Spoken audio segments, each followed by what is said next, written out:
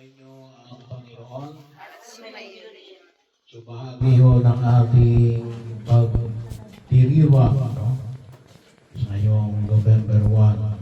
Ito yung araw na tayo ay napunta sa sementeryo para dalawin yung ating mga mahal sa buhay.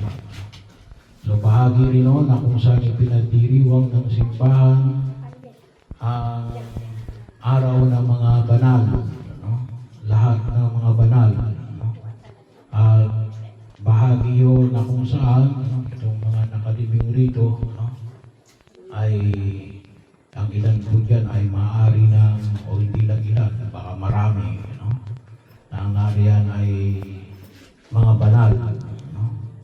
Pero higit sa lahat, huwag natin kalimutan na yun ang ating patutunguhan, pero mas magandang pag nilay-nilayan natin na ito ay yung ating identity at yung kaganapan ng pangako ng Diyos. So, yun nawa huwag natin kalimutan.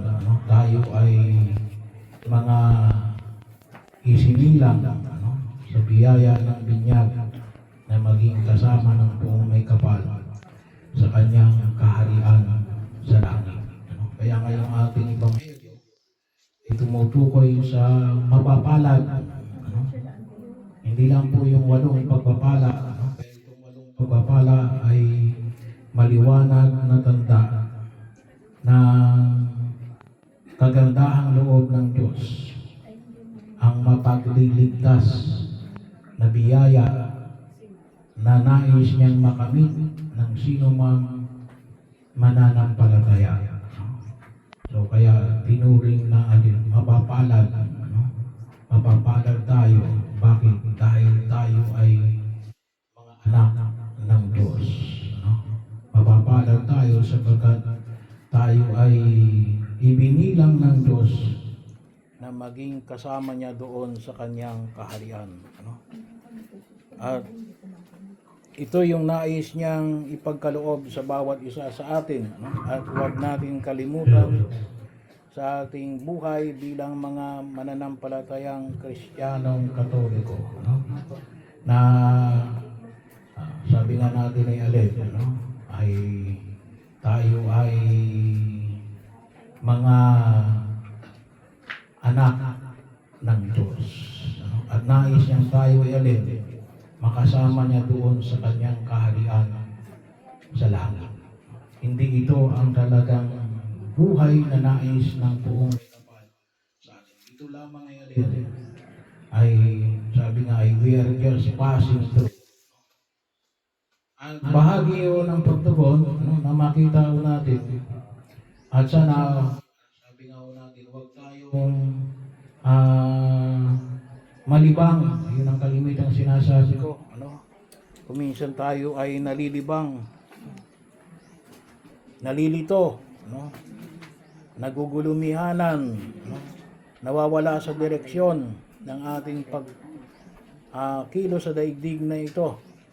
Kaya po kuminsan, sabi nga natin, ay tayo ay nawawala sa tamang landas ng ating pagkilos sa buhay natin sa daigdig na ito.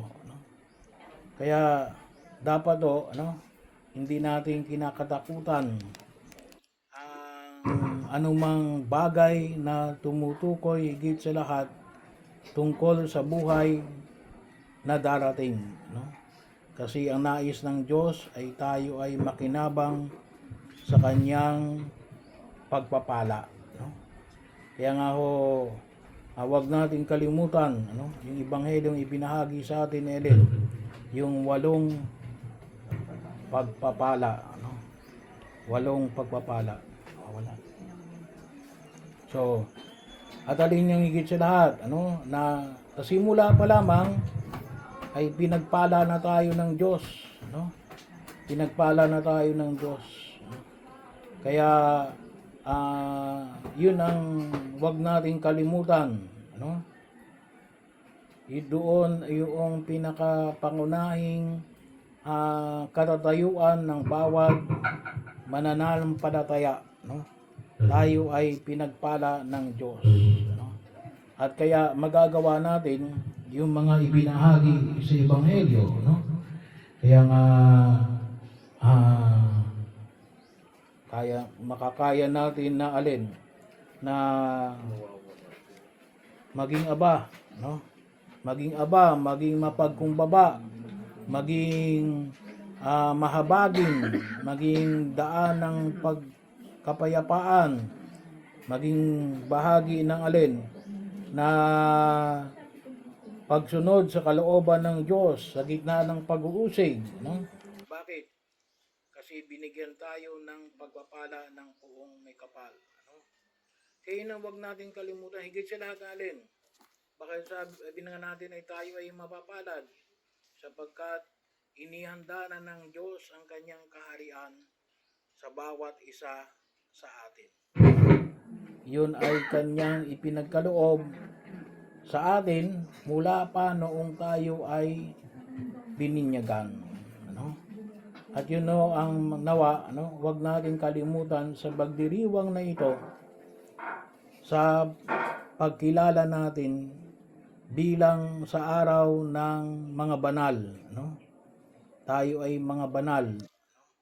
Kaya nga unang panahon, ang tawag sa mga unang Kristiyano ay alin? Mga banal. Yun ay bahagi ho, ano?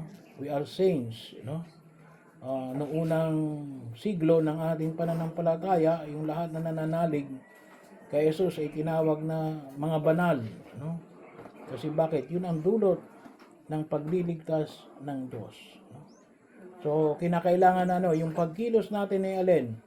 Pagpapatotoo sa nabanggit na katotohanan, no? Kaya yun ang kinakailangan natin bigyan ng higit ng pagkilos, no? Tayo baga ay nagpapatotoo o baka naman tayo ay nagpapasinungaling tungo doon sa kabanalan na dulot ng pagliligtas ng ating Diyos.